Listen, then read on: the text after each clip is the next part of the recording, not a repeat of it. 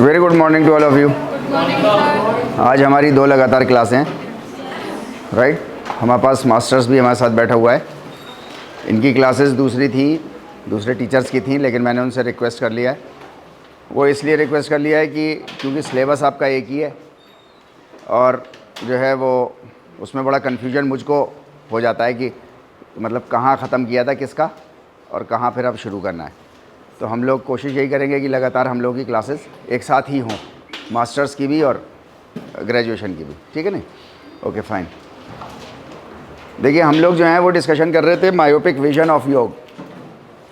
Myopic vision of योग को हम लोगों ने समझने की कोशिश की थी, यानी कि बहुत ही छोटे अंदाज में जो है वो योग को आज के समाज में समझा जा रहा है, जबकि ओरिजिनल योग जो है वो कुछ और है।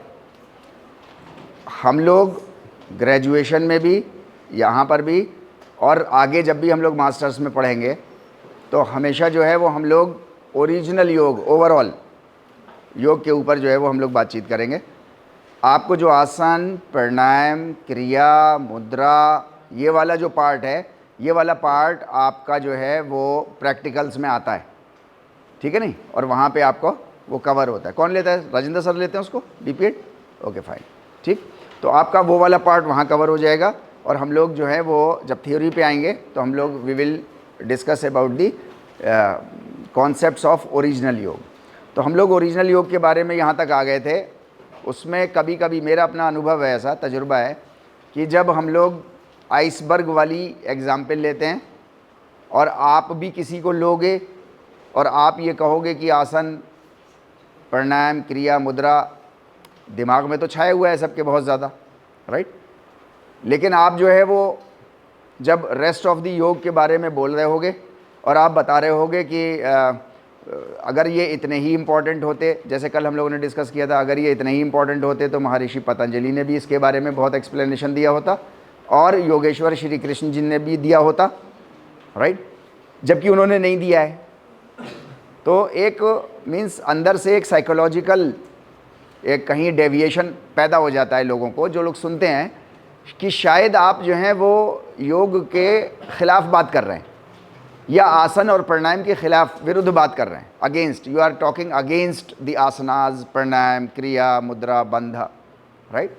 तो उनको जो है वो बताने की ज़रूरत पड़ती है यहाँ पर कि हम जो है वो अगेंस्ट पे कोई बात नहीं कर रहे। हम जो है जो सही पर्सपेक्टिव है, हम सही पर्सपेक्टिव में चीज़ों को समझने की कोशिश कर रहे हैं। क्योंकि आप जब एक्सप्लेन करोगे किसी को भी तो उसके दिमाग में भी ये बात आ सकती है, राइट, कि आसन के ख़िलाफ़ शायद आप बात कर रहे हो, प्राणायाम के ख़िलाफ़ शायद आप बात कर रहे हो। हाँ बेटे, एमपीएड प्रीवियस की क्लास नहीं, प्रीवियस नहीं है यहाँ पे, सेकंड सेमेस्टर है। राजेंद्र सर की क्लास भी नहीं है इनकी, राजेंद्र सर की क्लास नहीं, राइट। तो हम लोग जो है वो आपको बताने की ज़रूरत वहाँ पर पड़ेगी कि हम लोग जो हैं वो आसन और प्राणायाम के अगेंस्ट जो है वो बात नहीं कर रहे कोई भी। Simply what we are doing is to put the things in right perspective. सही पर्सपेक्टिव में हम चीज़ों को समझने की कोशिश कर रहे हैं और वही मैं आपको समझाने की कोशिश मैं भी कर रहा हूँ और आप भी जब आगे करेंगे तो सही पर्सपेक्टिव में चीज़ों को समझाने की कोशिश करेंगे। उसकी एक बहुत बड़ी आप एग्जाम्पल, बहुत बड़ी आप एक एग्जाम्पल दे सकते हैं जो आपके यहाँ अखंड योग कार्यशाला चल रही है, राइट।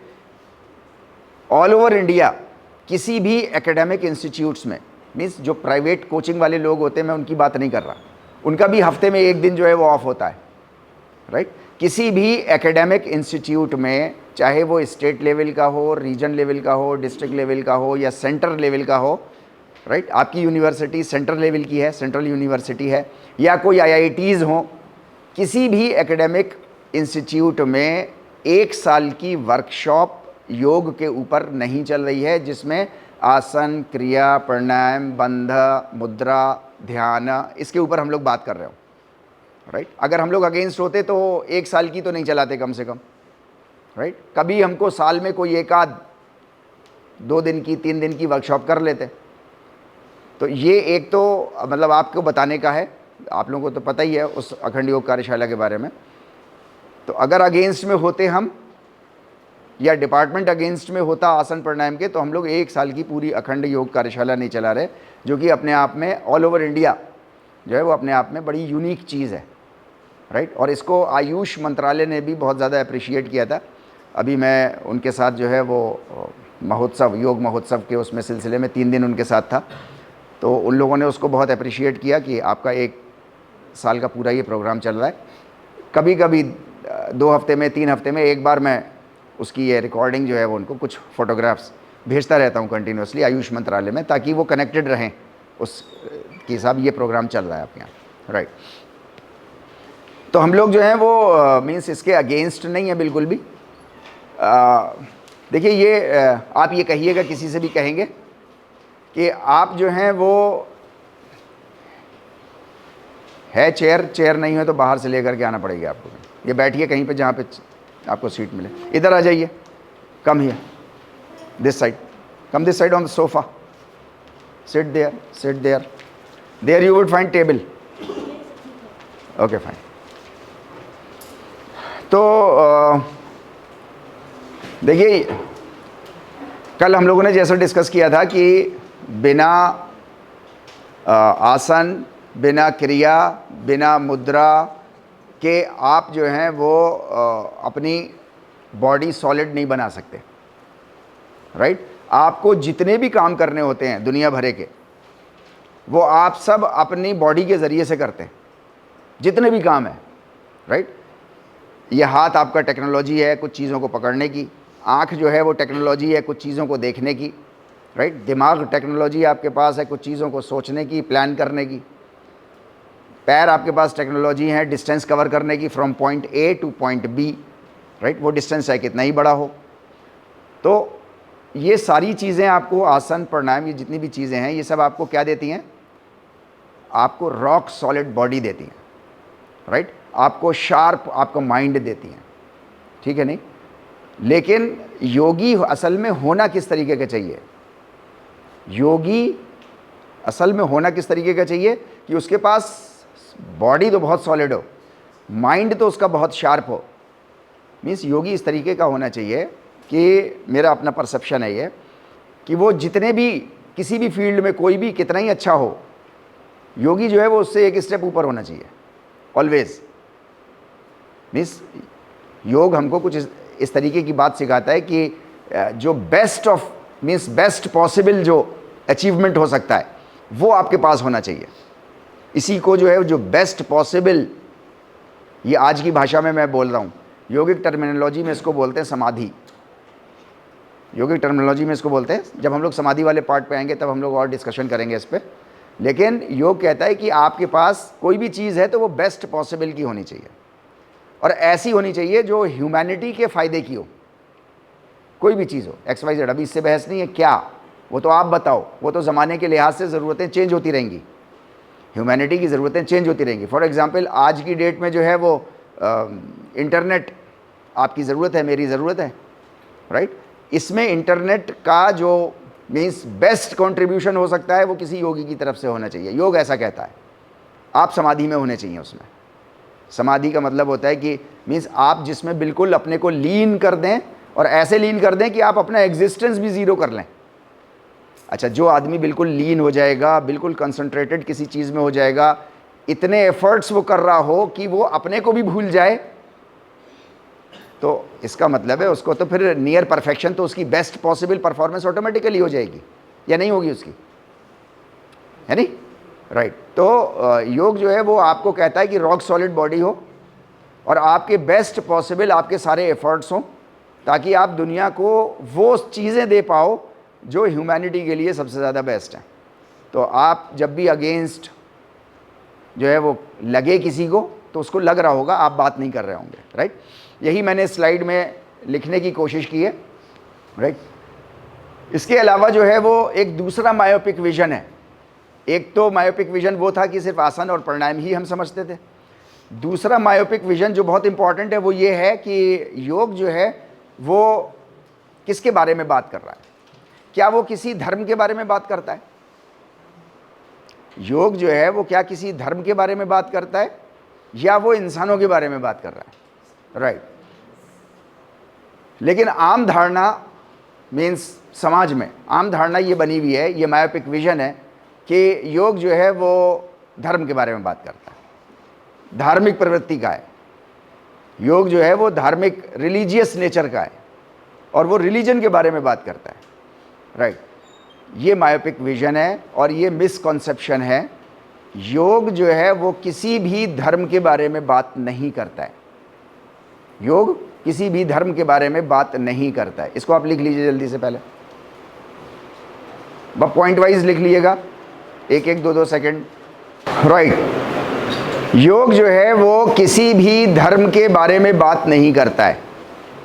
ये बात कान खोल के, दिमाग खोल के और दिल खोल के ये बात आप जितनी जल्दी समझ जाएं, योग की आप बेस्ट पॉसिबल उतनी सेवा आप योग की कर सकते हैं। योग, मैं फिर से दोहरा रहा हूं, योग किसी भी धर्म के बारे में बात नहीं करता है। योग जो है वो इंसानों के बारे में बात करता है। योग इंसानों के बारे में बात करता है।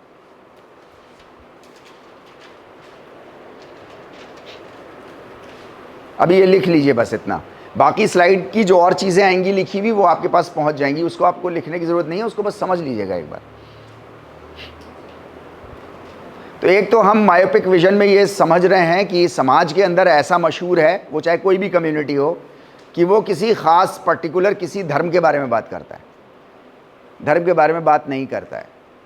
क्यों नहीं करता है धर्म के बारे में? मैं कैसे कह रहा हूँ कि धर्म के बारे में बात नहीं करता? क्योंकि अगर कोई धर्म की चीज़ होती, वो किसी भी धर्म की हो, अगर वो किसी धर्म की चीज़ होती तो उसका ज़रूर, उसके नाम का कहीं ना कहीं आपको मंदिर दिखता, कहीं मस्जिद दिखती, कहीं उसका कोई पीर साहब दिखते, कुछ तो दिखता उसका, अगर धर्म के नाम का होता तो। मैं जो बात कह रहा हूँ वो समझ में आ रही है ना? समझा पा रहा हूँ मैं, राइट? अगर वो धार्मिक होती, भारतीय संस्कृति में योग अगर धार्मिक होती तो उसके नाम का मंदिर होता, मस्जिद होती, गुरुद्वारा होता, कुछ तो होता उसका। क्योंकि धर्म के नाम पे कोई भी चीज़ होगी तो उसकी ये सारी चीज़ें होंगी, ये आइडेंटिटी होती है उसकी। मीन्स मंदिर हो, मस्जिद हो, गुरुद्वारा हो, कोई मज़ार हो, कुछ तो होगा। तो अगर धर्म का होता तो इसके नाम का मंदिर होता या मस्जिद होती या गुरुद्वारा होता या चर्च होता, कुछ तो इसके नाम का होता। आप पूरे इंडिया में नहीं, पूरी दुनिया में टहल आओ, आपको योग नाम का कोई मंदिर नहीं मिलेगा। पतंजलि जी का मिल जाएगा, योगेश्वर श्री कृष्ण जी का मिल जाएगा, right? But you won't find any mandir of yoga. Why? Because it does not belong to any dharma. इसको लिख लीजिए, ये मिसाल आप लिख लीजिए, ये मिसाल यहां आएगी नहीं इसलिए मैं कह रहा हूं।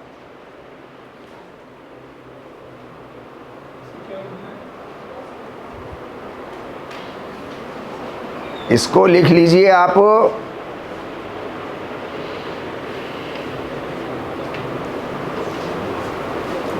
लिखिए इसको, had it been the case, had it been the case that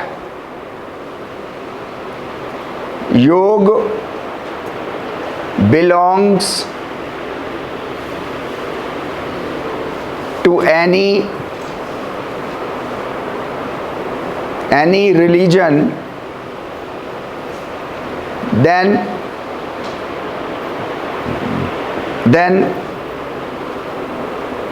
we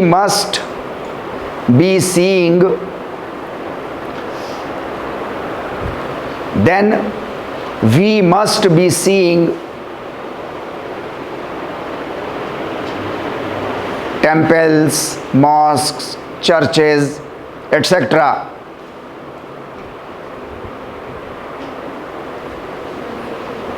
of its या by its name.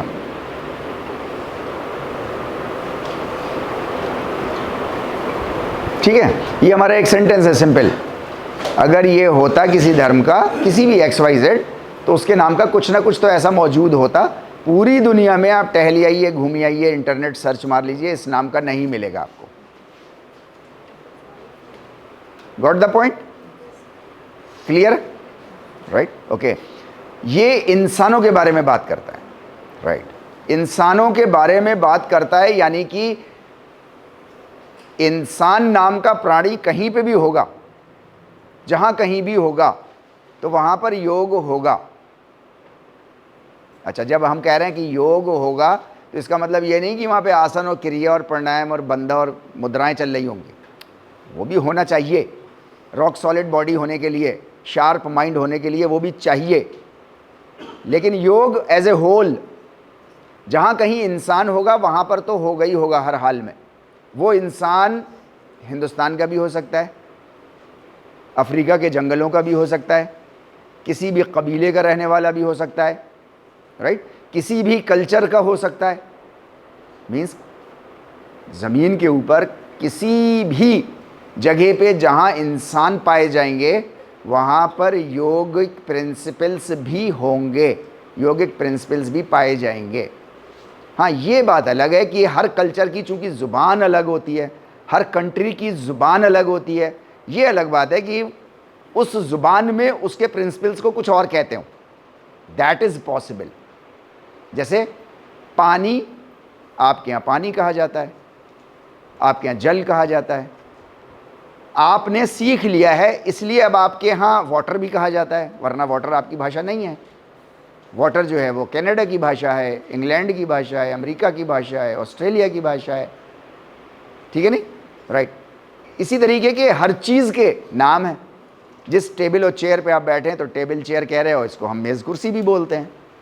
इसको जापानी क्या मेज़ कुर्सी बोलता होगा या टेबल चेयर ही बोलता होगा, डोंट नो क्या बोलता होगा, लेकिन वो अपनी भाषा में कुछ बोलता होगा। The same is true with the yogic principles और द प्रिंसिपल्स ऑफ योग, यानी कि इंसान के बारे में वो बात करता है, राइट। और इंसान कहीं पे भी होगा वो अपने कल्चर बनाएगा, वो अपनी ज़ुबान बनाएगा, वो किसी ज़ुबान में जी रहा होगा, कम्युनिकेट कर रहा होगा, जिस ज़ुबान में भी होगा वहाँ पर योगिक प्रिंसिपल्स मौजूद होंगे और उसी ज़ुबान में पहचाने जा रहे होंगे। ये एक अलग बात है। यहाँ तक बात क्लियर हो गई? ओके फाइन, ये सब स्लाइड में आएगा, इसको लिखने की आपको ज़रूरत नहीं है, राइट। ये ह्यूमंस के बारे में बात करता है। तो ह्यूमंस जो हैं वो दो लेवल पे काम करते हैं। एक तो वो इंडिविजुअल होते हैं, राइट, कि मैंने खाना खा लिया, मैंने बीपीएड एमपीएड में एडमिशन ले लिया, आज मैं डिपार्टमेंट नहीं गया, आज मैंने क्लासेस कर ली, इस तरीके से अब मैं घर जा रहा हूँ। मीन्स ये इंडिविजुअल आपकी लाइफ है, राइट। और एक लाइफ होती है आपकी जो सोसाइटी से रिलेटेड होती है, मेरी पूरी क्लास ने ये किया, राइट, अब हमारा इंट्रामुरल कंपटीशन होगा, हम लोग उसको कराएंगे, एक कमेटी होगी। मतलब हर इंसान जो है वो इंडिविजुअल लेवल पर भी अपना जीवन जीता है और वो सोसाइटी लेवल पर भी, कम्युनिटी लेवल पर भी जो है वो जीवन को जीता है, राइट। जिस वक्त योग जो है, जिस वक्त इंसान जो है वो इंडिविजुअल लेवल पर जीता है तो ये आपको आंसर्स देता है। जो रेस्ट ऑफ द योग है पूरा, आसन नहीं, प्राणायाम नहीं, क्रिया नहीं, मुद्रा नहीं, राइट, रेस्ट ऑफ द जो योग है पूरा का पूरा, जो महर्षि पतंजलि ने और योगेश्वर श्री कृष्ण जी ने बताया है, वो पूरा का पूरा योग जो है वो इस बारे में चर्चा करता है कि आप कौन हो, आप हो कौन, राइट। मीन्स आप कौन हो, तो आप कहोगे कि मैं एक शरीर हूँ, मैं एक शरीर हूँ, राइट, मैं एक आत्मा हूँ। मीन्स अलग अलग इंटरप्रिटेशन होंगे अब सबके। योग आपको एग्जैक्टली बताएगा कि आप असल में हो कौन। वो आएगा आगे, हम लोग आगे के सिलेबस में और उसको डिस्कस करेंगे, सेकंड यूनिट में वो चीज़ आएगी, राइट। तो आपको वो ये भी बताएगा कि आप कौन हैं, कहाँ से आए हैं आप, क्या आप आज ही पैदा हो गए हैं बस, या पीछे से आपका एक प्रोसेस है पूरा जो पीछे से चलता चला आ रहा है, जिसको हम लोगों ने बात करी थी ना, यूनिसेल्युलर अबायोजेनेसिस। क्या आप वहाँ से चलते चले आ रहे हो, लाइफ वहाँ से चल रही है, राइट। योग इसके बारे में भी आपसे बात करेगा एज एन इंडिविजुअल, राइट। योग जो है वो आपसे ये बात करेगा कि अभी हम ट्रैवल कर रहे हैं। ट्रैवल कहते हैं एक पॉइंट से दूसरे पॉइंट पे जाना with the passage of time. आप यहाँ से दिल्ली जाते हैं, राइट, तो एक उसका एस्टिमेटेड टाइम होता है कि आप 3-3.5 घंटे मैक्स, 3.5 घंटे में तो पहुँच ही जाएंगे। अब से 20 साल पहले ऐसा नहीं था, 15 साल 20 साल पहले ऐसा नहीं था। पहले जो है वो 4.5-5 घंटे लगते थे। अभी जो है वो ठीक ठाक सी स्पीड हो अगर आपकी, विद इन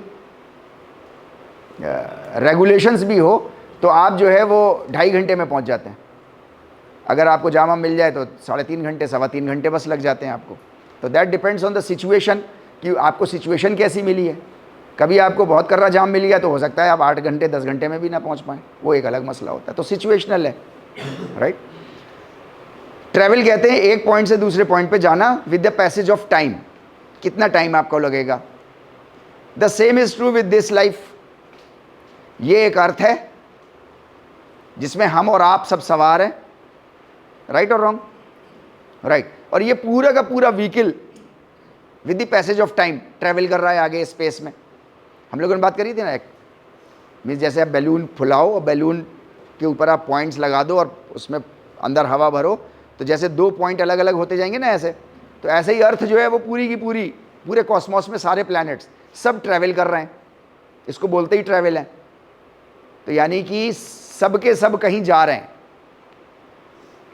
अब इसमें से मीन्स बहुत से लोग दुनिया में पैदा हो रहे हैं, बहुत से लोग दुनिया छोड़ के जा रहे हैं, बहुत से लोगों को जाना है दुनिया छोड़ के। सुबूत हम और आप बैठे हुए हैं, अभी हम नहीं गए हैं, लेकिन हम सबको किसी न किसी इस पैसेज ऑफ टाइम में इस दुनिया को छोड़ करके आगे कहीं सबको ट्रैवल भी करना है। तो मीन्स हमें जाना कहाँ है। योग जो है वो आपको इसके बारे में भी एज एन इंडिविजुअल, योग आपको इसके बारे में भी डायरेक्शन देगा कि आपको कहाँ जाना है और कहाँ जाना चाहिए, और इसके बारे में भी बताएगा, आगे आएंगी वो चीज़ें, इसके बारे में भी बताएगा कि अगर अभी आप जा कहाँ रहे हो। भाई एनालिसिस करना पड़ेगी ना कि बीपीएड, एमपीएड, रिसर्च हो भी पाएगी कि नहीं हो पाएगी। डायरेक्शन अगर गलत चुन लें हम ड्यूरिंग स्टूडेंट लाइफ तो हो सकता है ना हो पाए। कितने स्टूडेंट्स होते हैं उनकी नहीं हो पाती, मीन्स कोई एक्शन नहीं होता उनके ऊपर, यूनिवर्सिटी एडमिनिस्ट्रेशन की तरफ से कोई एक्शन नहीं होता, बस अपनी कुछ गलतियों से मीन्स उनका कोर्स रह जाता है, कोर्स ड्यूरेशन ख़त्म हो जाता है और कोर्स ख़त्म नहीं कर पाते। ऐसे बहुत से केसेस आपको मिल जाएंगे जहाँ भी आप रहते हैं, राइट। तो योग जो है वो उन सारी चीज़ों के बारे में आपसे बताएगा कि अपने को इंट्रोस्पेक्ट करते हुए ये समझने की कोशिश करो कि तुम जा कहाँ रहे हो, असल में जाना कहाँ था, तुम्हें अब क्या करना चाहिए। इन सारी चीज़ों के बारे में योग जो है वो आपसे बातचीत करता रहेगा। योग जो है वो बहुत इंटरेस्टिंग, योग जो है वो इसके बारे में भी आपसे बात करेगा, क्या जब मैं मर जाऊंगा तो क्या मेरी लाइफ ख़त्म हो जाएगी, क्या बस इतना ही है, खामखा इतनी मेहनत करी है मैंने। भाई बड़ी मेहनत कर रहा है ना इंसान, राइट। मीन्स आप जितने भी सेक्रीफाइसेस आप लोग कर रहे हैं, स्टूडेंटशिप कोई निराला काम नहीं कर रहे हैं आप लोग, है नहीं, लेकिन कर रहे हैं बहुत, राइट। तो मीन्स फिर अचानक मौत आ जाए, मौत का किसी की मौत का पता नहीं है, तो मौत आ जाए तो क्या ये सब ख़त्म हो जाएगा ऐसे ही। तो योग आपको उसके बारे में कुछ आंसर्स दे रहा है, कुछ बता रहा है, कुछ इंटरेस्टिंग वे में आपको एग्जांपल्स भी दे रहा है, समझाने की आपको कोशिश कर रहा है वो, राइट, कि नहीं आपकी लाइफ ख़त्म नहीं होती, आपकी लाइफ सिर्फ ट्रांसफ़र होती है। आपकी लाइफ जो है वो सिर्फ ट्रांसफ़र होती है from one plane to another. Unicellular से ट्रांसफ़र होती भी आई है, यूनिसेलुलर से अब बायोजेनेसिस से ट्रांसफ़र होती भी कंटिन्यूसली यहाँ तक आई है, और यहाँ के बाद फिर आगे ट्रांसफ़र हो जाएगी, राइट।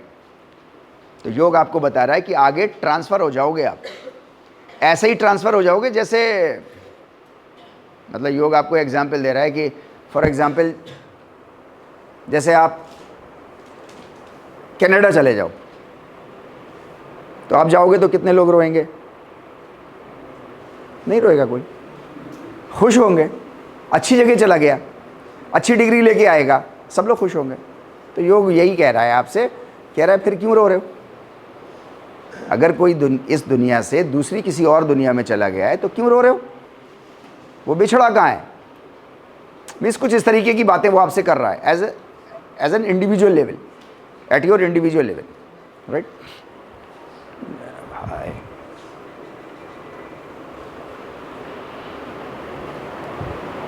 राइट। मौत की जब हो जाएगी तो क्या मेरे घर वाले, मेरे दोस्त, मेरे बच्चे, मेरी ये प्रॉपर्टी, क्या ये सब खत्म हो जाएगा?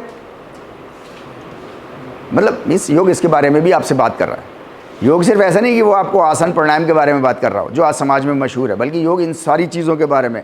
आप इसकी मतलब इसको अंग्रेजी में कहते हैं मैग्नानिमिटी, व्यापकता।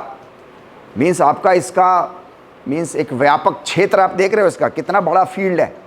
इसको कहते हैं, आपके जो सिलेबस में आता है आमतौर से ना, आता है एक word scope, scope, scope of physical education.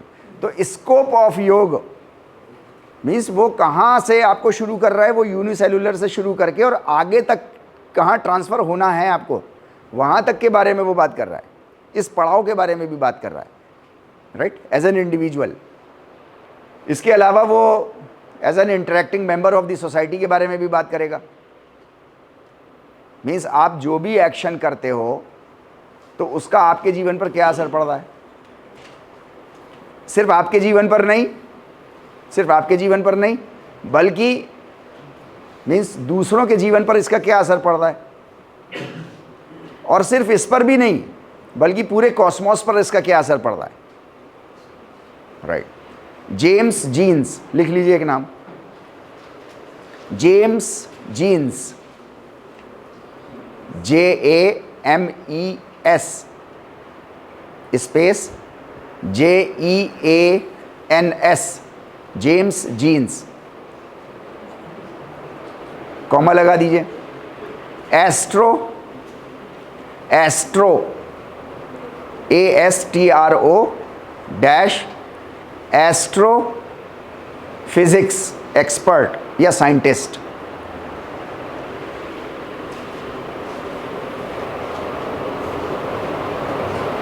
Right, इनको जो है वो फादर ऑफ एस्ट्रोफिजिक्स कहा जाता है। एस्ट्रोफिजिक्स समझ रहे हैं? एस्ट्रोफिजिक्स मतलब फिजिकल लॉज और एस्ट्रोनॉमी, चांद सितारे, पूरी कॉस्मॉस, राइट। इसके वो एक्सपर्ट हैं, सिर्फ फिजिक्स के एक्सपर्ट नहीं है, सिर्फ एस्ट्रोनॉमी के एक्सपर्ट नहीं है, इन दो फील्ड्स की कॉम्बिनेशन के वो एक्सपर्ट हैं, राइट। जेम्स जीन्स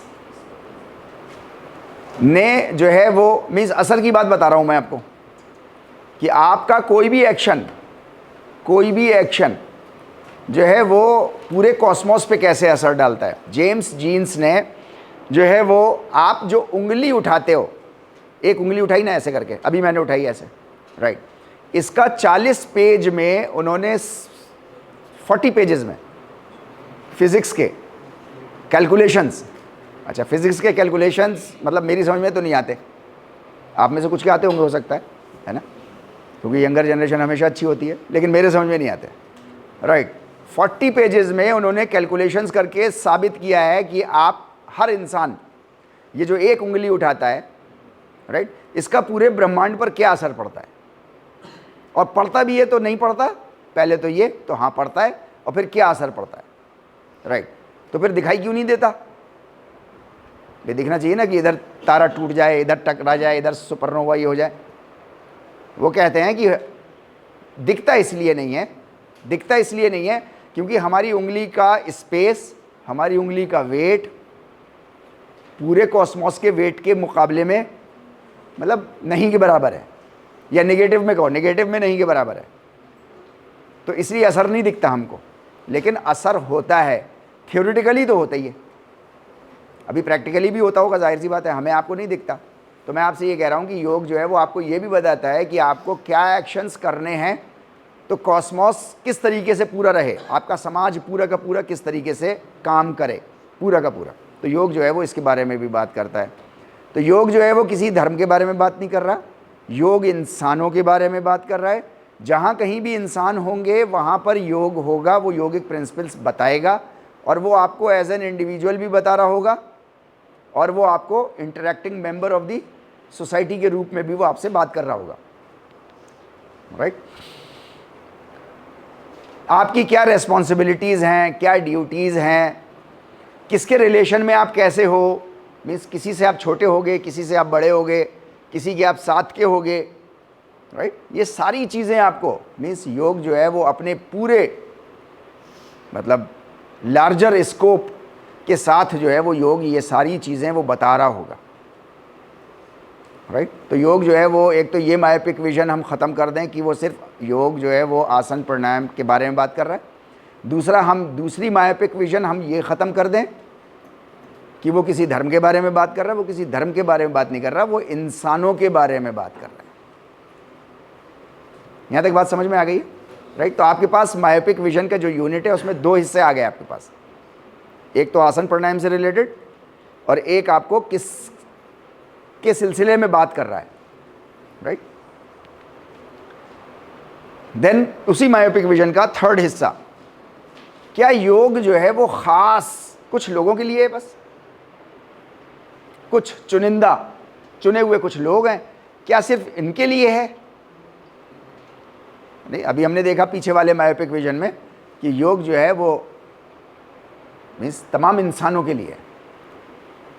वो किसी एक सेट ऑफ पर्सन्स के लिए नहीं है, वो सब के लिए। जहां इंसान होंगे वहां पर योग होगा, राइट राइट। योग आपसे किसके बारे में बात करेगा? योग आपसे बात करेगा वननेस ऑफ ह्यूमैनिटी, मीन्स तमाम इंसान एक ही हैं, तमाम इंसान एक ही हैं, सब एक दूसरे पे इंटरडिपेंडेंट हैं। दुनिया में कोई भी काम, ये मतलब डे टू डे बेसिस पे हमारा आपका सबूत है, दुनिया में कोई भी काम ऐसा नहीं होता, कोई भी काम, सिंपल से सिंपल काम आप ले लो, कोई भी काम ऐसा नहीं होता जो आप दूसरों की मदद के बगैर कर लो। इवन आपको अगर सिंपल से सिंपल मोस्ट सिंपल टेक्नोलॉजी जो है वो सुई है, मैन मेड, राइट। आप समझते हो कि सुई जो है वो अकेले आप बना लोगे? तो पॉसिबल नहीं है। मीन्स सोसाइटी में एक आदमी दूसरे आदमी के ऊपर डिपेंडेंट है 100%। आपको जो भी खाना मिलता है आप सोचो कि आप ही उगा लोगे और आप ही पका लोगे और आप ही उसको खरीद लोगे, बेच लोगे, क्या ऐसा होता है? नहीं, ऐसा नहीं होता। क्या ये क्लासरूम में जो हम बैठते हैं, तो क्या ये क्लासरूम आपकी सिटिंग के लिए तैयार होता है? तो क्या सिर्फ आपके एफर्ट्स होते हैं तो तैयार हो जाता है, या इसमें मीन्स पहले तो बड़े लेवल पर बहुत से लोगों ने कंट्रीब्यूट किया इसको बनाने में, then day to day basis पर इसको रनिंग स्टेटस में रखने के लिए आपको कई सारे लोग आपके पीछे से लगते हैं जिनके बारे में हमने कभी देखा भी नहीं होता। कभी कभी देख भी लेते हैं, नीरज भाई को देख लेते हैं, कभी जमील भाई को देख लेते हैं, वरना नहीं दिखाई देते वो लोग। लेकिन कोई भी काम ऐसा नहीं है जिसको आप कहो कि आप अकेले कर लेते हो इस काम। हर काम एक इंसान दूसरे इंसान पर डिपेंड करता है, राइट। तो ये वननेस ऑफ ह्यूमैनिटी के बारे में योग आपसे बात करेगा। योग आपसे बात करेगा कि हर इंसान की अपनी एक यूनिक इज्जत है। किसी इंसान के पास किसी भी तरीके की पावर आ जाए, किसी भी इंसान के पास किसी भी तरीके की पावर आ जाए, चाहे वो पैसे की पावर आ जाए, चाहे वो रिलीजियस पावर आ जाए, चाहे वो उसके पास पॉलिटिकल पावर आ जाए। दुनिया में यही 3 पावर्स हैं बस, चौथी कोई पावर नहीं है। जिसको हम पॉलिटिकल पावर कह रहे हैं, इसको आप आज की भाषा में, पुराना टर्म हो गया पॉलिटिकल पावर, आज की पावर में इसको एडमिनिस्ट्रेटिव पावर कहो, राइट। यही 3 पावर्स हैं। इन 3 पावर्स में से 2 पावर किसी के पास होती हैं, किसी के पास एक ही पावर होती है, राइट। किसी के पास कैसी भी पावर आ जाए, आपके पास चाहे मस्कुलर पावर आ जाए, लेकिन आपको कोई हक नहीं बनता कि आप दूसरे इंसान की बेइज्जती कर दो।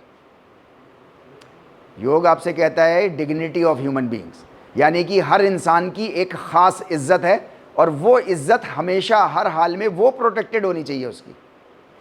उसके एक्शंस को लेके, उसके एक्शंस कहते हैं ना इसको भारतीय संस्कृति में, कि आपको जो है वो मीन्स जिसने पाप किया है उससे घृणा नहीं होनी चाहिए, जिसने किया है उस इंसान से घृणा नहीं होनी चाहिए, बल्कि उसने जो पाप किया है, जो काम किया है बुरा, उससे घृणा होनी चाहिए। क्योंकि जिस चीज़ से आपको नफरत होगी वो चीज़ आप अपनी ज़िंदगी में नहीं लाना चाहोगे, राइट। अगर आपको एक्शन से होगी तो एक्शन नहीं लाना चाहोगे, अगर उस इंसान से होगी तो इंसान को नहीं लाना चाहोगे, राइट। तो असल में उस बुरे काम से आपको नफरत होनी चाहिए, अच्छे काम से आपको प्यार होना चाहिए, राइट। इंसान की डिग्निटी जो है वो अपनी जगह मेंटेन होनी चाहिए, राइट। इसको मैं आगे एक जो है वो दिल्ली में जो है वो एक पुलिस ब्यूरो है, मिनिस्ट्री ऑफ डिफेंस का एक सेक्शन है, उसमें जो है वो मैं योग के ऊपर कुछ उनसे बातचीत करने के लिए उन्होंने बुलाया था, वहाँ गए थे। तो उसमें जो है वो मैं उनसे ये कह रहा था कि योग तो हमको इस बात की भी परमिशन नहीं देता कि आपके पास जो क्रिमिनल्स आए हैं आप उनको गाली भी बक दो। भाई उसने क्राइम किया है ना, क्राइम की सज़ा दो, गाली क्यों बक रहे हो आप उसको बुरा क्यों कह रहे हो? अच्छा, वो ऐसे मुंह खोले बैठे हुए थे जैसे आप लोग बैठे हुए। वो कह रहे हैं क्या कह रहे हो आप?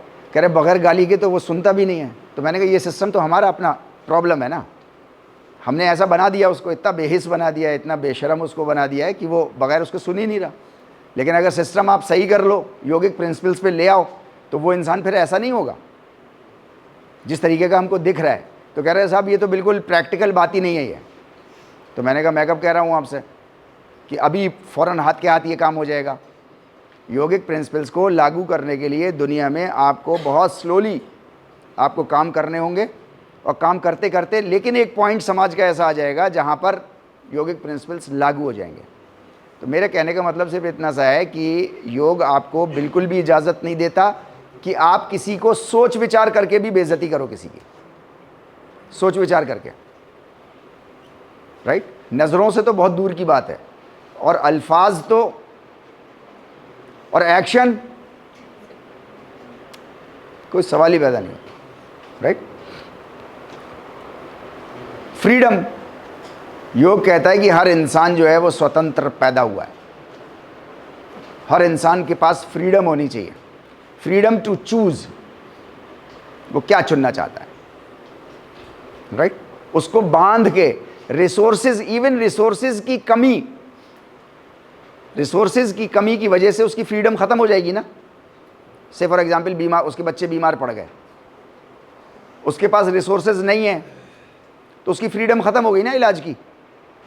या इलाज की फ्रीडम तब भी बची, उसके पास ख़त्म हो गई, क्योंकि अब वो इलाज नहीं करा सकता या कंप्लीट नहीं करा सकता इलाज, राइट। तो योग ये कह रहा है कि हर इंसान आज़ाद पैदा हुआ है और आज़ाद ही रहना चाहिए वो हमेशा। इवन उसको किसी भी तरीके की रिसोर्सेज उसके जो है वो ख़त्म नहीं होने चाहिए, राइट। देन योग जो है वो बात करता है कि फ्रीडम टू चूज़, अभी हम लोगों ने जिसके बारे में बात करी, ये सब मिल जाएगा आपको, इसको लिखने की ज़रूरत नहीं है आपको। Universalization of natural resources, natural resources जितने भी हों, नेचुरल रिसोर्सेज कौन कौन से हैं आपके पास? हवा है, पानी है, और हवा, पानी, सूरज, मिट्टी, ज़मीन, आप ज़मीन जिसको बोलो, ज़मीन, राइट, ये है ना, ये एटमॉस्फेयर, ये सारी चीज़ें जितनी भी, ये सब जो नेचुरल हैं, अच्छा, राइट। और क्या? दिया तले अंधेरा, और बताओ क्या है? नेचुरल रिसोर्स और क्या है आपके पास? आप अपने को नहीं कह रहे भाई, इंसान भी तो है, नेचुरल रिसोर्स है ना। किसी मशीन में थोड़ी बन के आया है, मैनमेड थोड़ी है ये, राइट। ये ह्यूमंस खुद, तो जितने भी नेचुरल रिसोर्सेज हैं ये किसी के कब्जे में नहीं होने चाहिए। नेचुरल रिसोर्सेज किसी के भी कब्जे में नहीं होने चाहिए, ये सबके पास होने चाहिए। अच्छा, ये बहुत इंपॉर्टेंट है, इसको हम लोग और आगे भी थोड़ा सा डिस्कस करेंगे समझने के लिए। नहीं, अभी आप इसको ऐसे ही समझ लो, बस आप एक नेचुरल रिसोर्स हो, मैं एक नेचुरल रिसोर्स हूं, राइट। क्या आप चाहते हो कि आपके ऊपर कोई कब्जा कर ले ज़बरदस्ती, या आपको ख़रीद ले, या आपको बेच दे? चाहते हैं क्या आप?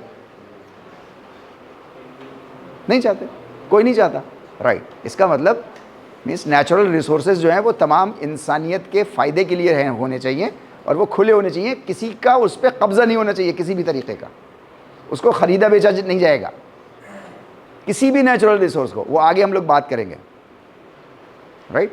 आपके दिमाग में ये बात आएगी कि यार ये तो ज़मीन की तो ख़रीदो फरोख्त खूब होती है, अब पानी की भी होने लगी, कल को हवा भी होने लगेगी, ऑक्सीजन की होने लगी। जितना नेचुरल रिसोर्सेज नहीं, इंसानों की भी होती है। ह्यूमन ट्रैफिकिंग, ह्यूमन ट्रैफिकिंग, कई करोड़ की ह्यूमन ट्रैफिकिंग, कई करोड़ रुपए नहीं, कई करोड़ इंसानों की ट्रैफिकिंग होती है।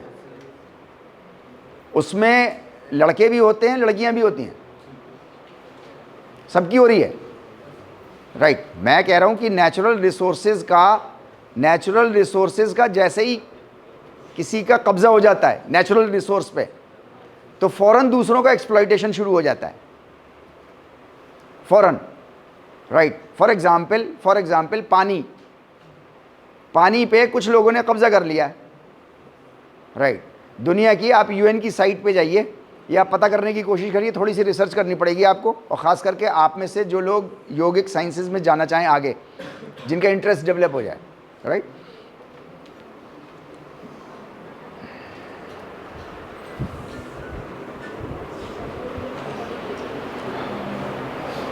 तो थोड़ी सी रिसर्च करिएगा। दुनिया की आज की डेट में, भैया तो तुम बात कर लो या मैं बात कर लूँ यार, आज की डेट में 8 बिलियन पॉपुलेशन है, 8 बिलियन की पॉपुलेशन है। 8 बिलियन में से 40% पॉपुलेशन, पूरी दुनिया में 40% पॉपुलेशन ऐसी है जिसको साफ सुथरा पानी पीने के लिए नहीं मिल रहा। 40% पॉपुलेशन ऐसी है जो गंदा पानी पी रही है, पोल्यूटेड पानी पी रही है, आर्सेनिक पानी पी रही है। आर्सेनिक समझते हैं? आर्सेनिक मतलब जिसमें केमिकल्स मिले हुए हैं पानी के अंदर, है नहीं, जहरीले केमिकल्स, आर्सेनिक पानी पी रही है। अब वो गंदगी तरह तरह की हो सकती है, वो गंदगी मीन्स गटर का पानी भी हो सकता है। गटर का पानी बहुत अपने लेवल पे वो साफ़ सुथरा करके और फिर उसको पीने को मजबूर हैं, लेकिन वो पी रहे हैं। हम सोच नहीं सकते कि इंसानियत जो है वो इस वक्त किस लेवल पर रह रही है, मीन्स 40%। अच्छा, ये इसकी वजह, और ये लगातार बढ़ती जा रही है, इसकी वजह यानी कि पानी जो नेचुरल रिसोर्स है उस पर कुछ लोगों का कब्जा हो गया है। Getting my point? अच्छा देखिए, मैं आपसे सवाल पूछ रहा हूं, आप बताइएगा इसका आंसर। पिछले 15 सालों में फूड प्रोडक्शन बढ़ा है या घटा है? मतलब बगैर सोचे समझे भी हमने बोल दिया हाँ बढ़ा है, और वाकई बढ़ा है, सच में बढ़ा है। पहले एक किसी नाम का चिप्स नहीं मिलते थे, आज कम से कम 15-17 तरह के चिप्स तो आपको मार्केट में किसी सुपर स्टोर पर टंगे मिल जाएंगे। इसके अलावा खाने के प्रोडक्शन। अच्छा, पिछले 15 सालों का, अब दूसरा सवाल इसी से रिलेटेड, पिछले 15 सालों में भुखमरी बढ़ी है या घटी है? ये क्या ड्रामा हो रहा है?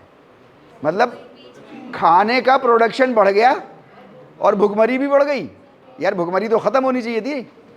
इसका मतलब है नेचुरल रिसोर्स पे किसी ने कब्जा कर लिया है, अब वो सबको नहीं दे रहा,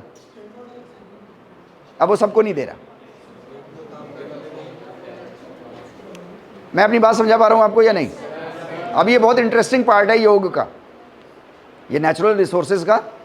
हम लोगों को तो असल में जब से हमने आँख खोली है ना, या जब से हम माँ के पेट में थे, तब से हमें तो अच्छे रिसोर्सेज ठीक ठाक लेवल पे मिले हैं, इसलिए हमको एहसास नहीं है इस बात का, राइट।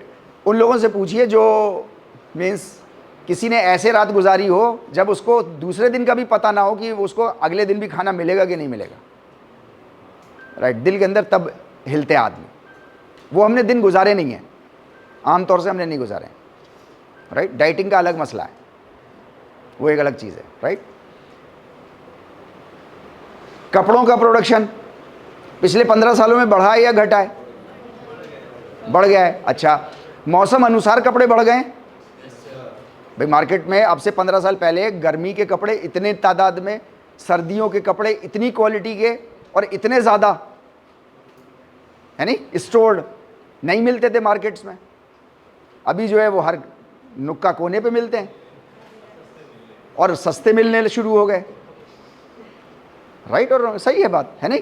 लेकिन पिछले 15 सालों में क्या मौसम अनुसार सबके पास तादाद मीन्स परसेंटेज ऑफ पीपल मिल रही है सबको? भाई प्रोडक्शन बढ़ रहा है तो सबको मिलने चाहिए ना वैसे ही कपड़े भी। सबके पास वैसे कपड़े नहीं है। हम इस बात को नहीं समझ पा रहे क्योंकि हमने कभी ऐसे कोई दिन नहीं देखा जिस दिन हम इस बात के लिए मजबूर हो गए हों कि कंबल में ही रहना पड़ेगा, आज तो है ही नहीं कपड़े पहनने को, इसके अलावा कंबल ही ओढ़ के रहना पड़ेगा, चाहे मई जून की गर्मी हो चाहे कैसा भी। मीन्स अगर हम ये बात सोचते हैं कि मई जून के महीने में कंबल ओढ़ के रहना मजबूरी है, हम रहेंगे या रहना ही पड़ रहा है और आगे पता नहीं कब तक रहना पड़े, कभी हमारे जीवन में ये दिन नहीं गुजरा है, कभी ये लम्हा नहीं आया है, इसलिए ये आइडिया भी हमको नहीं आया। लेकिन ऐसे बहुत से लोग हैं। आपको ठंड में ठिठुरते मिल जाएंगे या नहीं मिलते? मिल जाएंगे आपको। कितने लोग मिल जाएंगे आपको? अगर production of cloth as per the environment and climatic conditions अगर ये बढ़ गए हैं तो इन लोगों की तादाद तो कम होनी चाहिए थी ना। मैं ये कहने की कोशिश कर रहा हूँ कि जितने ज़्यादा नेचुरल रिसोर्सेज कब्ज़े में आते जा रहे हैं लोगों के, उतना ज़्यादा जो है वो ह्यूमैनिटी जो है वो परेशान होती चली जा रही है। साइंस एंड टेक्नोलॉजी पिछले 15-20 सालों में बढ़ गई है या घट गई है? बढ़ गई है। राइट। सीसीटीवी कैमरा बढ़ गए। राइट। अभी मैं दिल्ली उसी पुलिस के उसमें था तो मैं उनके पास वो भी डाटा ले गया था कि दिल्ली पुलिस बल्कि दिल्ली गवर्नमेंट ने जो है वो पिछले 5 साल में जो है वो 1,75,000 कैमरा लगाए।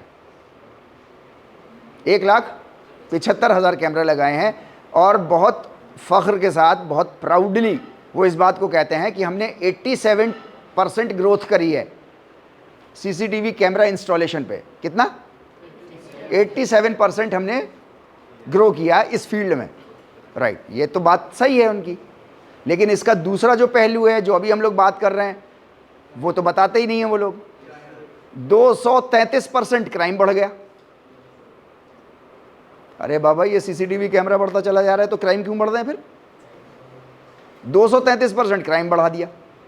मैं ये नहीं कह रहा सीसीटीवी कैमरे ने बढ़ा दिया, मैं ये कहने की कोशिश कर रहा हूं कि टेक्नोलॉजी जैसे जैसे बढ़ती जा रही है वैसे वैसे क्राइम्स भी बढ़ते चले जा रहे हैं, जबकि क्राइम्स कम होने चाहिए थे। राइट। तो मैं ये कोशिश कर रहा हूं आप लोगों को समझाने की कि नेचुरल रिसोर्सेज जितने ज़्यादा किसी के कंट्रोल में आते चले जाएंगे, किसी के भी आए XYZ, उतने ज़्यादा जो है वो ह्यूमैनिटी परेशान होती चली जाएगी। इसलिए नेचुरल रिसोर्सेज किसी भी इंसान के कब्ज़े में नहीं होने चाहिए। प्राइवेट प्रॉपर्टी उसकी नेचुरल रिसोर्स नहीं होना चाहिए। योग आपको इस बारे में बहुत ज़ोर ज़ोर से कहता है। राइट। इसको हम लोग और डिस्कस करेंगे आगे चल के। सबको जस्टिस मिलना चाहिए। क्या आपको मिलना चाहिए? अगर आपके साथ कोई भी, ऊपर वाला ना करे कभी हो, लेकिन कोई बुरा हो जाए तो क्या आपको जस्टिस मिलना चाहिए या नहीं मिलना चाहिए? फुल चाहिए या हाफ चाहिए? पार्शियल चाहिए या कंप्लीट चाहिए? तो भाई कंप्लीट चाहिए। एम्पैथी कहते हैं। एम्पैथी, एक होता है वर्ड सिंपैथी और एक होता है एम्पैथी। सिंपैथी तो ये होती है कि आप गिर गए या आपके सामने कोई गिर गया तो आपने, अरे सहानुभूति आ गई आपको, यार चोट लग गई, अरे ये कर दो, पानी पिला दो, यार डेटॉल से सफाई कर दो, ये कर दो, ये this is called sympathy. Right. Empathy कहते हैं कि मीन्स उसकी जगह अपने को रख के देखो उसे क्या फील हो रहा होगा। मीन्स उसके जूते में पैर डाल के देखो, तब पता चले उसका जूता कहाँ से काट रहा है। This is called empathy. अच्छा, इंसानों को, सबको, किसी की सिंपैथी नहीं चाहिए। बड़ी अजीब बात है ये, हमारी आपकी साइकोलॉजी। सिंपैथी किसी की नहीं चाहिए, भाड़ में झट नहीं चाहिए। एम्पैथी सबको चाहिए। मेरी जगह अपने को रख के देखो ज़रा। BPEd MPEd करना है AMU से कितना मुश्किल है कि रोज़ों में भी दौड़ा रहे हैं, भगा रहे हैं। नहीं, आप अकेले नहीं हो, मैं भी ऐसे ही था। Okay fine. मीन्स कोई निराला काम नहीं कर रहे आप लोग, या विवेक जी ने कोई निराला काम नहीं किया, ये भी वहीं से पास होके आए जहाँ से आप पास होके आए हो। राइट। तो मैं आपसे ये कह रहा हूँ कि हर इंसान को जस्टिस चाहिए और हर इंसान को एम्पैथी चाहिए। सिंपैथी किसी की नहीं चाहिए। आपको कोई सिंपैथी देता है ना तो आपको बुरा लगता है, मीन्स मजबूरी में आप उसको लेने को मजबूर हो जाते हो, वो बात अलग है, राइट। लेकिन आपको असल में किसी की सिंपैथी चाहिए, और ख़ास करके किसी ने सिंपैथी करी और फिर जता दिया कभी, अरे साहब आग लग जाती है अंदर से, चाहे कितनी बड़ी मदद की हो उसने, चाहे कितनी बड़ी मदद की हो आपकी, लेकिन अगर वो दोबारा कभी जता दे जीवन के किसी भी मोड़ पे, चाहे 20 साल बाद जताए, आपको उतनी ही चोट लगेगी, और बल्कि उससे ज़्यादा आग बबूला हो जाओगे आप फ़ौरन ऑटोमेटिकली। ये हर इंसान का है, मतलब कोई ख़ास मेरे लिए नहीं है या आपके लिए नहीं है, सबके लिए है। फ़ौरन आपके उसी मोमेंट आपके दिमाग में आएगा या दिल में आएगा, जिसको कहते हैं कि काश इसने उस वक्त मेरी ऐसी मदद ही ना की होती, राइट। अच्छा, ये हर घर की कहानी है,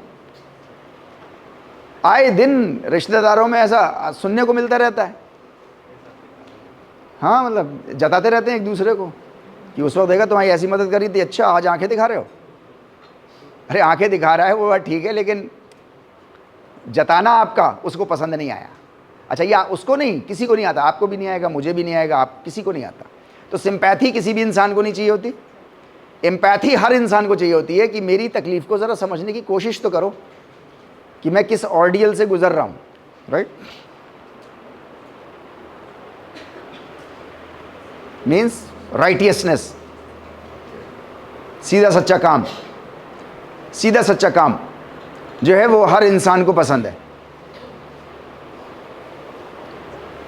लेकिन प्रॉब्लम ये है, योग के अभाव में प्रॉब्लम ये है कि अपने लिए तो उसे सीधा सच्चा काम पसंद है। योगिक प्रिंसिपल के अभाव में राइटियसनेस उसको अपने लिए तो पसंद है, लेकिन उसी इंसान को जब दूसरे के लिए करना होता है, राइट, तो वहां पर राइटियसनेस का चक्कर नहीं पालता। फिर वो मीन्स दूध वो किसी भी केमिकल का बना के दूसरे को दे देता है, लेकिन जब वो दवा की दुकान पर जाके खड़ा होता है तो 100% चाहता है कि सही दवा मिलनी चाहिए मुझको, इसमें केमिकल इसमें नहीं ऐड होना चाहिए कुछ। क्या ये बात सही है या गलत है? राइट। योग कहता है कि राइटियसनेस हर हाल में मेंटेन होनी चाहिए, सफाई सुथराई कामों में, सही। और ये हर इंसान की ज़रूरत है, आउट ऑफ लालच, आउट ऑफ डर, आउट ऑफ प्रेशर, राइट। लोग नहीं कर रहे वो एक अलग मसला है, राइट, लेकिन वो योग का अभाव है। योग का जैसे ही प्रभाव शुरू हो जाएगा तो फिर इंसान इस काम को नहीं करेगा, फिर हिम्मत नहीं होगी उसकी अंदर से। क्यों नहीं होगी वो हम लोग आगे डिस्कस करेंगे, लेकिन उसको अंदर से हिम्मत नहीं होगी फिर, राइट, कि फिर वो ऐसा कर दे कि दूध किसी भी प्रोडक्ट का बना दे। अभी तो कैसे कैसे केमिकल्स के दूध बन रहे हैं, हमें आपको सबको मालूम है, आए दिन हम लोग देखते रहते हैं यूट्यूब पे, राइट। दवाएं भी कैसी कैसी बन रही हैं। हर केमिकल नकली दवा बनाने वाला ये चाहता है कि उसे असली दूध मिल जाए ताकि बच्चे उसके अच्छे हो जाएं, बिना इस बात की चिंता किए कि ये जो दवा खाएगा बच्चा वो मर जाएगा, किसी और का है वो। ये बात सही है या गलत है? राइट। तो राइटियसनेस जो है वो 100% मेंटेन्ड होनी चाहिए। Peace is the central theme of yoga. शांति, समाज के अंदर शांति व्यवस्था मेंटेन रहनी चाहिए एट एनी कॉस्ट, ये इसका सेंट्रल थीम है, ये इसका सेंट्रल थीम है। ये और बहुत सारे भी हैं, 15-20 मैंने 4-5-6 लिखे हैं आपके सामने यहाँ पर, राइट, क्योंकि हम लोग भाई इतना टाइम नहीं है कि हम लोग हर चीज़ जो है वो डिस्कस करेंगे।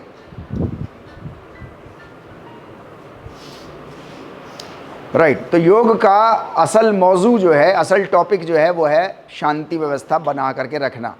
शांति व्यवस्था बनी रहेगी जब हम वननेस ऑफ ह्यूमैनिटी के ऊपर, जब इन सारे पॉइंट्स के ऊपर डिस्कशन करते चलेंगे, समझते चलेंगे, इनको मानते चलेंगे और अप्लाई करते चलेंगे, तो फिर इसका जो फाइनल प्रोडक्ट होगा वो पीसफुल सोसाइटी होगी, राइट। ओके, अभी इसका एनिमेशन नहीं बन पाया है, लेकिन बहरहाल इसको समझने की कोशिश करिएगा कि योग जो है वो मीन्स किसी ख़ास का नहीं है, तमाम इंसानों की ज़रूरत है, तमाम इंसानों की। जब मैं कह रहा हूँ इंसान तो उसको लिमिटेड सेंस में मत लीजिएगा कि सिर्फ हिंदुस्तान के लोगों की। इंसान मतलब तमाम इंसान। देखिए बाकी इंसान के अलावा जितने हैं वो तो मीन्स उनके पास मतलब वो तो चाह के भी नहीं हट सकते योग से, योगिक प्रिंसिपल से। प्रत्याहार से सूरज नहीं हट सकता, आपका हार्ट, आपका डाइजेस्टिव सिस्टम प्रत्याहार से नहीं हट सकता, ये हट जाएगा। आप लाख कोशिश कर लो, हटा के देखो, नहीं हट सकता, राइट। किसी खास का नहीं है, पूरा नहीं आता यार, एक तो सिस्टम की असल में उसकी प्रॉब्लम होती है ना, विंडोज़ की, राइट। Okay fine. यहाँ पर जो है वो महर्षि पतंजलि के योग सूत्र में एक सूत्र दिया हुआ है, जाति देश काल समयानि वच्छिन्नः सार्वभौम महाव्रतम, राइट। ना तो ये किसी जाति का है, जाति मतलब वो जाति नहीं कि ब्राह्मण और वैश्य और क्षत्रिय और शूद्र और सैयद और फलाना और खान और पठान और वो नहीं। जाति मतलब ना तो प्लांट्स का है, ना ब्रह्मांड का है, ना इंसानों का है, सब का है, सारी जातियों का है, सबका है, किसी एक ख़ास जाति का नहीं है, राइट। ना तो किसी जाति का है ये योग, ना किसी देश का है कि जोग्राफिकल लोकेशन में, बाउंड्रीज़ में आप बांध दोगे उसको, ऐसा भी पॉसिबल नहीं है, राइट। ना किसी काल का है और ना किसी समय का है। समय और काल में फ़र्क समझते हैं? मतलब काल मतलब जो लंबा समय, बहुत लंबा समय, अरे लाखों लाखों साल। समय मतलब अभी जो चल रहा हो, अभी करंट, मतलब पीछे का 2-4 साल, 10 साल, 20 साल, 50 साल, ऐसा ये करंट है, राइट। कहा जाता है ना कि mention the current development of science and technology. तो आप पीछे 50 साल, 200 साल तक का मैक्सिमम लेकर के आ जाते हो। लेकिन जब काल की बात होती है तो काल मतलब हज़ारों लाखों साल, हज़ारों लाखों साल, राइट। तो ये किसी समय का भी नहीं है, मीन्स ये तो हर समय का है। इसको तो समय क्या कालों में नहीं मान सकते हम, ये तो हमेशा से है। किसी जाति का नहीं है, किसी देश का नहीं है, किसी काल का नहीं है, किसी समय, पर्टिकुलर समय का नहीं है, राइट। वच्छिन्ना कहते हैं मतलब किसी भी बाउंड्री में इसको बांधा नहीं जा सकता, किसी भी बाउंड्री में इसको बांधा नहीं जा सकता, योग को किसी भी बाउंड्री में बांधा नहीं जा सकता। सार्वभौम है, सार्वभौम कहते हैं, ये तो हिंदी का कॉमन टर्म है, मीन्स यूनिवर्सल। यूनिवर्सल मीन्स सब के लिए है। तो महर्षि पतंजलि का योग सूत्र खुद हमको और आपको बता रहा है कि ये योग जो है वो किसी जाति का नहीं है, किसी देश का नहीं है, किसी काल का नहीं है, किसी समय का नहीं है, किसी सीमा से बंधा हुआ नहीं है, किसी भी। तो ये इंसानों में कहाँ से पैदा हो गई हमारे और आपके बीच में कि ये उसका है, ये उसका नहीं है, ये उसका है इसलिए मैं नहीं लूँगा, मैं नहीं करूँगा, राइट। देखिए कई बार ऐसा होता है कि कम्युनिटीज़ जो हैं, डिफरेंट कम्युनिटीज़ अपने बारे में बहुत से कुछ कॉन्सेप्ट्स बना लेती हैं। वो कॉन्सेप्ट जब उस कम्युनिटी की कुछ स्क्रिप्चर्स को, शास्त्रों को आप पढ़ो तो आपको बिल्कुल ऑल टुगेदर कुछ दूसरा मैसेज मिलता है, राइट। जैसे फॉर एग्जांपल कम्युनिटीज़ ने ये बना लिया कि साहब योग जो है वो हिंदुओं का है। अब मुसलमान कम्युनिटी कह रही है कि साहब हम तो करेंगे नहीं इसको। नेट पे चले जाओ कि आपको 85 फतवे मिल जाएंगे योग के ख़िलाफ़। मतलब मेरा कोई दिन ऐसा नहीं जाता, जब मैं इंटरनेशनल लेवल की बात कर रहा हूँ, इंटरनेशनल लेवल पर मेरी एक आध घंटे ऐसा ना डिस्कशन हो जाता हो कि भैया तुम योग का काय को वो कर रहे हो, क्यों हिंदुओं का वो बढ़ा रहे हो। क्योंकि मेरे यूट्यूब पे भी पड़े हुए हैं, लोगों के पास जाते हैं लोग जो हैं, पलट के मेरे पास वापस वो करते हैं। मैं आप उनको समझाने की कोशिश करता हूँ कि भैया कम्युनिटी अपने बारे में कुछ परसेप्शन बना ले, या कोई दूसरी कम्युनिटी किसी कम्युनिटी के बारे में परसेप्शन बना ले, कोई बात नहीं। लेकिन असल में उस चीज़ का जिसके बारे में हम डिस्कशन कर रहे हैं उस चीज़ का स्क्रिप्चर क्या कहता है। भाई योग का स्क्रिप्चर क्या कहता है। चलो कम्युनिटी ने बना लिया, फॉर एग्जाम्पल हिंदू कम्युनिटी ने बना लिया साहब ये तो हमारा है, फॉर एग्जाम्पल, है नहीं। मुस्लिम कम्युनिटी ने बना लिया कि साहब ये तो हिंदूज़ का है, फॉर एग्जाम्पल। ओके बाबा, दोनों कम्युनिटीज़ पास में बैठ जाओ, साथ में बैठ जाओ और डिस्कशन कर लो। ये तो पूछ लो, योग से तो पूछ लो, महर्षि पतंजलि से तो पूछ लो, योगेश्वर श्री कृष्ण से तो पूछ लो कि योग किसका है, राइट। जब इनसे पूछते हैं हम, स्क्रिप्चर से पूछते हैं, तो स्क्रिप्चर कह रहा है कि ना तो किसी जाति का है, ना किसी देश का है, ना किसी काल का है, ना किसी समय का है, सीमा रहित है, राइट। तो मेरे कहने का मतलब यह है कि बहुत सी अवधारणाएं, बहुत से कॉन्सेप्ट्स ऐसे पैदा हो जाते हैं कम्युनिटीज़ के बीच में जो बिल्कुल, जिनका सिर पैर नहीं होता कहीं से, लेकिन वो डेवलप हो जाते हैं। उनके बारे में आपको बात करनी होती है, तो उनके बारे में आप बात कैसे करोगे, तो उनके बारे में बात आप फिर किसी चीज़ को प्रूफ बना के ही कर सकते हो। अब वो प्रूफ या तो रीज़न एंड लॉजिक हो आपका, और या कोई स्क्रिप्चर हो। तो योग नाम के हमारे पास 2 स्क्रिप्चर्स तो बहुत मशहूर हैं, उन दोनों स्क्रिप्चर्स में, राइट। जैसे फॉर एग्जाम्पल, मैं यहाँ पे ये बात ख़त्म कर देंगे हम लोग, आप कोई क्वेश्चन हो तो पूछिएगा, कि जैसे ये मशहूर हो गया है समाज में कि भगवत गीता जो है वो हिंदू कम्युनिटी की किताब है और कुरान जो है वो मुस्लिम कम्युनिटी की किताब है। ठीक है, हिंदू कम्युनिटी को अपना समझने दो, मुस्लिम कम्युनिटी को अपना समझने दो। सवाल ये है कि खुद भगवत गीता और कुरान ये अपने बारे में क्या कहते हैं, कहते होंगे ना कुछ अपने बारे में, राइट। एक जगह भी जो है वो भगवत गीता के अंदर एक जगह भी कहीं पे भी, चैलेंज, ओपन चैलेंज है मेरा, राइट, एक जगह भी कहीं पे भी जो है वो ये नहीं कहा गया कि ये हिंदुओं की किताब है। हिंदूज कह रहे हैं ये तो हमारी है। सवाल ये है कि भगवत गीता को कह रहे हो ना, तो भगवत गीता खुद कह रही है अपने बारे में या नहीं कह रही है। भगवत गीता के अंदर क्या कहा गया, भगवत गीता के अंदर योगेश्वर श्री कृष्ण ये कह रहे हैं कि मेरे इस गीत को तमाम इंसानों में जो फैलाता है वो मेरा सबसे प्रिय भक्त है। अच्छा, योगेश्वर श्री कृष्ण किसके लिए कह रहे हैं भगवत गीता को? तमाम इंसानों के लिए, कि तमाम इंसानों में जो फैलाता है। अच्छा, लेकिन हिंदू कम्युनिटी क्या कह रही है, ये तो हमारी है। अच्छा, जैसे ही आपने कहा हमारी, तो वैसे ही तेरा मेरा का भाव पैदा हुआ। तो दूसरी और जो कम्युनिटीज़ हैं उन्होंने कहा हमारी नहीं है। The same is true with Quran. Quran अपने बारे में कहता है हुदल लिन्नास। अन्नास कहते हैं तमाम इंसान, मैंने बताया था ना, इलाहिन्नास, इलाहिन्नास है नहीं, हुदल लिन्नास, गाइडेंस टू ऑल द मैनकाइंड।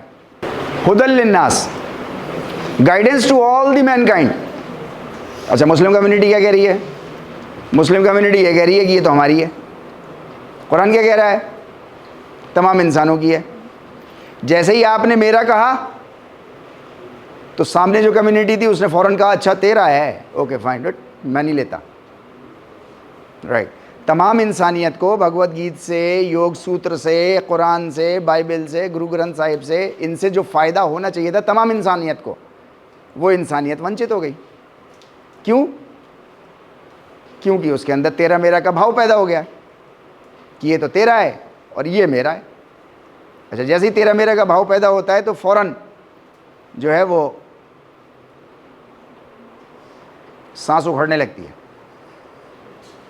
अच्छा, सांसों को रोकना बहुत ज़रूरी है। जैसे ही सांस उखड़ी तो आंखें चढ़ी, आस्तीन चढ़ी, डुक्कम डुक्का हुई, और फिर पता नहीं क्या क्या आगे जो होता है समाज में, हमें आपको सबको मालूम है, राइट।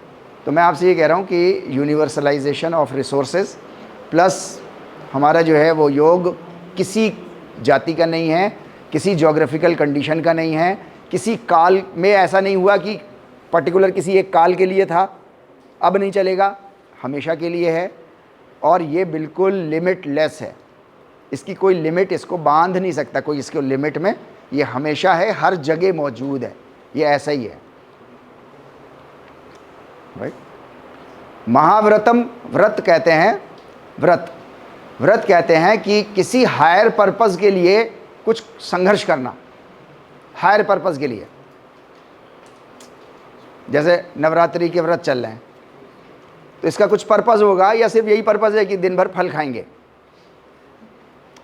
ये तो बड़ा अच्छा डाइटरी मॉडिफिकेशन है, अगर सिर्फ फल खाएंगे तो स्लिम एंड ट्रिम हो जाएंगे, कुछ पेट वेट कम हो जाएगा। नहीं, इसका कोई और हायर पर्पस होगा, राइट। रोज़े रमज़ान का महीने में हम सुबह से शाम तक भूखे प्यासे रहेंगे तो सिर्फ भूखे प्यासे रहेंगे? अच्छा, अगर आप सिर्फ भूखे प्यासे रहोगे नहीं तो पर्पस कुछ और होगा, बहुत हायर पर्पस होगा कोई, राइट। वो हायर पर्पस आप, मतलब मैं तो ऐसे ही देखता हूँ मुस्लिम कम्युनिटी के अंदर, बुरा ना लगे आप लोगों को, जितना मीन्स आम दिनों में साल भर 11 महीने में नहीं खाया उससे ज़्यादा तो इस महीने में खा जाते हैं। आप बताओ कभी इतना तला खाया आपने जितना तला इस महीने में खा जाते हो? नहीं। तो सारा वो इफेक्ट आपके बॉडी का, अगर सिर्फ बॉडी के रिलेशन में भी कह रहे हो तो कहाँ गया वो सारा? जो रिस्ट्रिक्शन होना चाहिए था वो रिस्ट्रिक्शन ही नहीं पैदा हो रहा। क्यों? क्योंकि जो हायर पर्पस है, चाहे वो नवरात्रि का हो चाहे वो ये रमज़ान का हो, वो हायर पर्पस ही नहीं है हमारे सामने।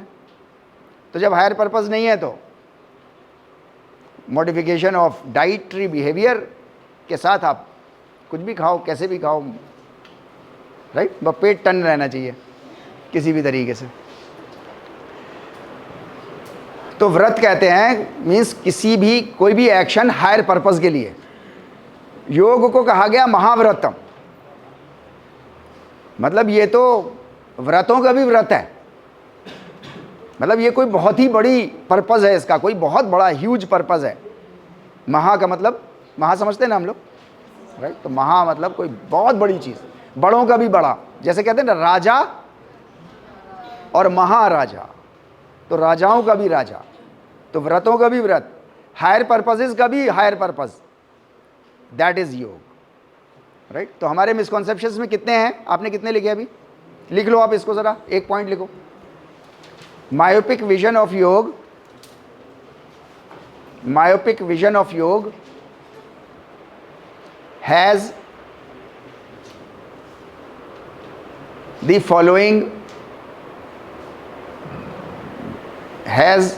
following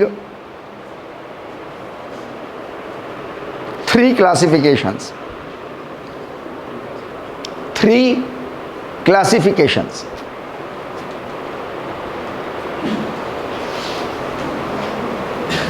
Three classifications. Number one, योग is considered as asana, pranayama, etc. only. सबसे पहली मायोपिक विजन तो यही है, योग is considered as आसन, प्राणायाम, etc. only.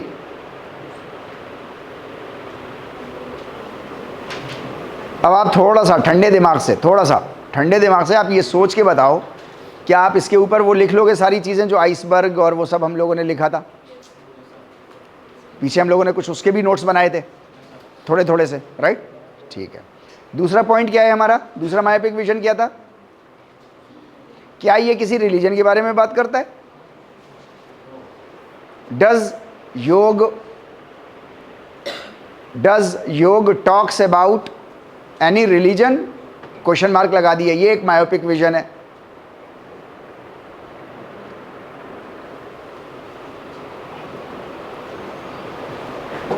ठीक है भाई, राइट। ये दूसरा था हमारा। तीसरा क्लासिफिकेशन क्या है? हाँ, इज योग बिलोंग्स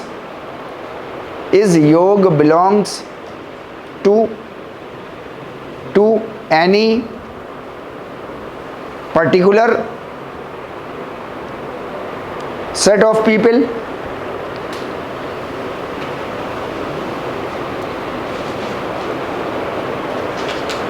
ठीक है। क्या योग किसी पर्टिकुलर ख़ास चुनिंदा कुछ लोगों के लिए है बस? चलो इंसानों के लिए है मान लिया, तो क्या कुछ के लिए है बस, सबके लिए नहीं है?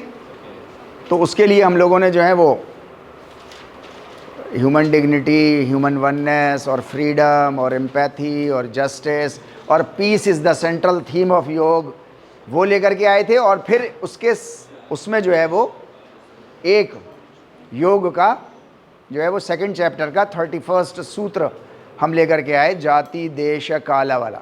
ठीक है, नहीं ये लिख लेंगे इतना यहाँ तक हम लोग, कोई दिक्कत है? पक्का? चलिए अब मैं आपसे एक सवाल पूछ रहा हूँ, अभी हमारे पास टाइम है। एक सवाल पूछ रहा हूँ, आज की डेट में मैंने एक ज़मीन पे कब्ज़ा कर लिया है, कर लिया मैंने कब्ज़ा, मान लो कर लिया, नहीं सच में कर लिया, क्लासरूम में नहीं किया मैंने कब्ज़ा, मैं क्लासरूम का क्या करूँगा, यूनिवर्सिटी मुझे खदेड़ दे। मैंने किसी की प्रॉपर्टी में से कब्ज़ा कर लिया, मैंने ज़मीन का कब्ज़ा कर लिया, मैं बाहुबली हूँ और मैंने कब्ज़ा कर लिया, राइट। अब उसको 10 साल के बाद, कब्ज़ा करने के 10 साल के बाद, 15 साल के बाद, 40 साल के बाद मैंने उसको बेच दिया, राइट। मेरा वो बेचना जायज़ या नाजायज़? पक्का? देख लो, फैसला बड़ा ख़तरनाक है आपका।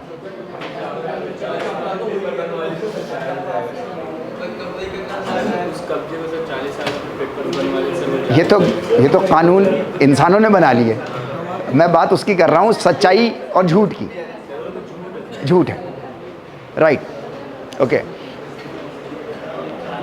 ठीक है। ये सारा, ये पूरी दुनिया में सबका, अभी तक मैंने जितने लोगों से पूछा है इस सवाल को, अपने घरों में भी पूछा है तो घर वाले कहते हैं ये पागल हो गया है। आपसे भी पूछ रहा हूँ तो आप भी कहोगे यार तारिक सर क्या बातें कर रहे हैं, हम अच्छा खासा समझते थे इनको, जब से ये योग एजुकेशन में आए ये अजीब हो गए, पता नहीं क्या बातें करते हैं। हाँ, इसमें आपकी गलती नहीं है, राइट, बातें ही कुछ ऐसी हैं, राइट। अभी मैं आपसे, आपने ये जवाब दिया, सब ऐसे ही जवाब देते हैं, राइट। कब्ज़ा की हुई ज़मीन को आगे बेच देना, या तो पूरा का पूरा बेच देना या टुकड़ों में बेच देना, गलत है और सरासर गलत है, राइट और रॉन्ग? ठीक है, नहीं? Okay fine. अभी नेक्स्ट क्वेश्चन ये है कि आज जो मैंने ज़मीन, अब मैंने कोई एक ज़मीन ख़रीदी है, ठीक है, नहीं, शराफत से जो रेट थे वही रेट में आपस में तय करके, राइट, मैंने ज़मीन ख़रीदी किसी से भी, राइट। वो ज़मीन उसको भी अपनी प्रॉपर्टी में सही मिली थी, उसने भी सही ख़रीदी थी, सही मिली थी उसको,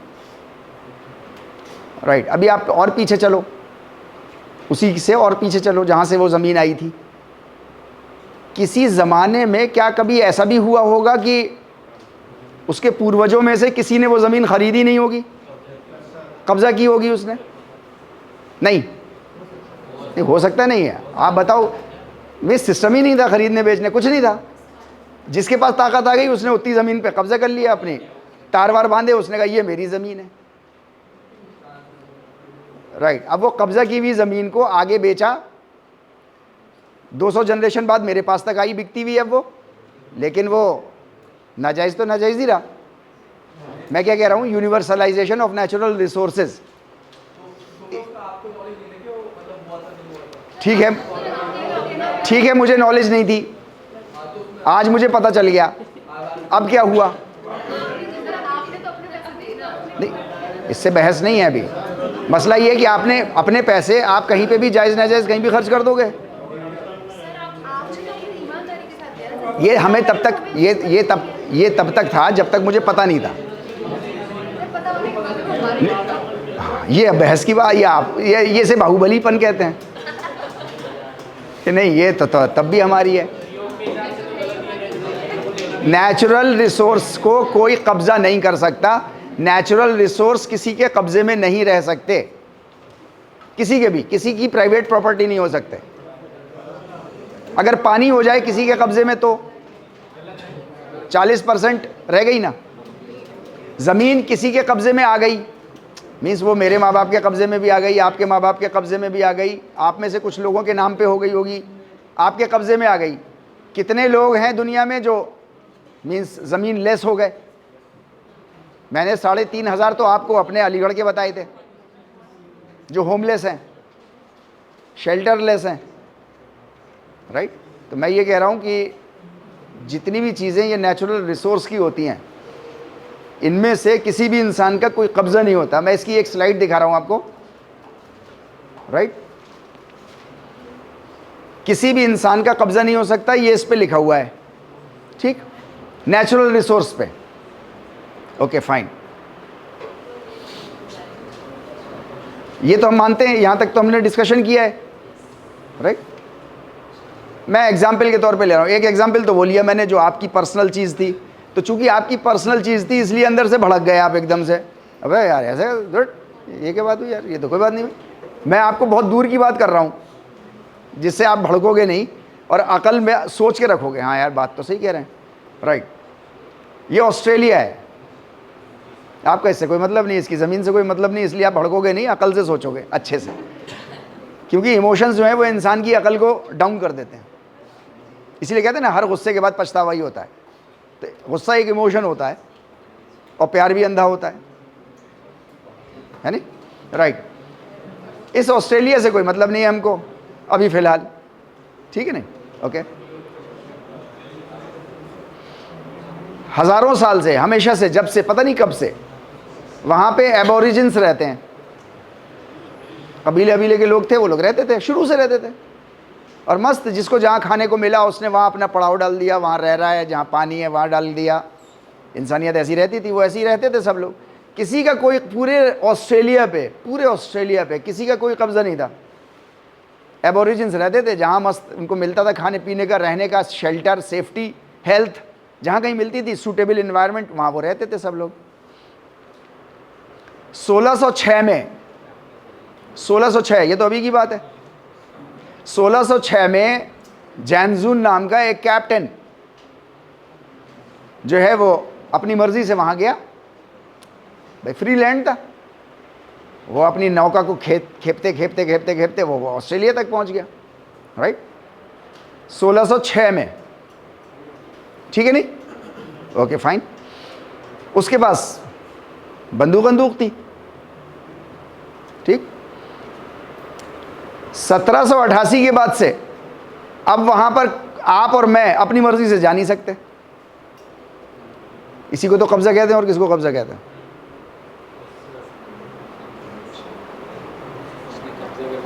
कैप्टन जैनजून और उसकी कंपनी, जो भी कंपनी हो, कोई भी खानदान हो, कुछ भी हो, उसने कब्जा कर लिया।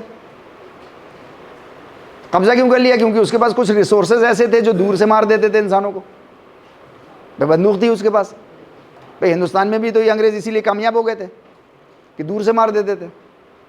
बंदूक थी इतनी बड़ी उनके पास, उसके अंदर बारूद भरते थे और ठोक देते थे ऐसे पकड़ के, राइट। मैं क्या कहने की कोशिश कर रहा हूँ कि यहाँ तो हमारी कोई ज़मीन नहीं है, अब तो इसको अकल से समझने की कोशिश करो, राइट।